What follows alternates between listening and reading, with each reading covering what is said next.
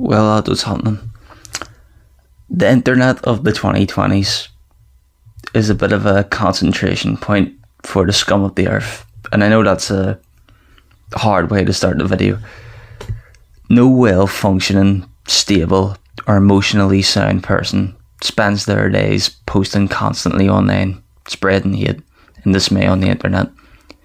Like, do you really think that people who are stable and mature, emotionally mature, spend all their time posting evil and arguing online, putting other people down, trying to spark outrage and having ideologically charged fights with strangers, forcing their hatred out into the world?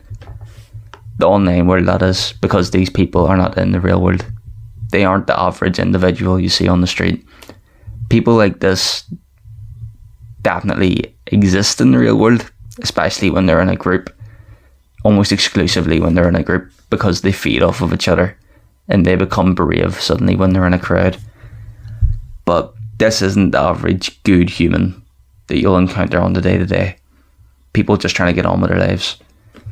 The reason it seems to be so prevalent online is because the internet and social media is designed to make them feel comfortable in being this embodiment of hate and dread, where few other places throughout history would this be a tolerable way to behave in society. They would fear the negative potential of this behaviour. And the internet has created an echo chamber where they can constantly feed off of each other and feed and produce negativity over and over again, like vampires. They thrive on conflict, and when they instigate it online, they will receive more positive feedback and cheers from the crowd than they know what to do with. They can go from never behaving this way in real life or when they're alone, knowing that in real life they're likely to receive backlash, to putting it online where it attracts like-minded people who will constantly comment their support of hatred and negativity. The more extreme the view, the more viral it will become, and the more engagement it'll receive. It isn't the view of the majority of people, just a few obsessive, emotionally stunted ones.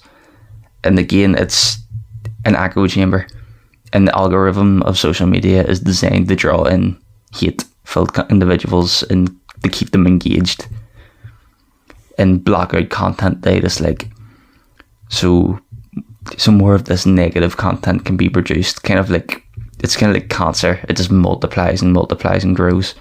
It's like tribalism. I think loneliness and a need to feel a sense of belonging is a massive proponent in why some people act this way.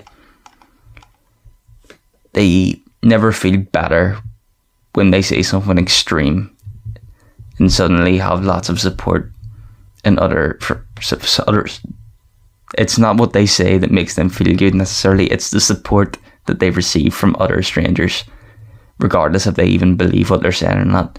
Because rage, hate and extreme views are rewarded more than anything else online, and you shouldn't use them as an example of humanity, because if you are also spending lots of time on the internet in these echo chambers rather than in the real world, your mental health well-being will also dwindle, and you won't necessarily become like them.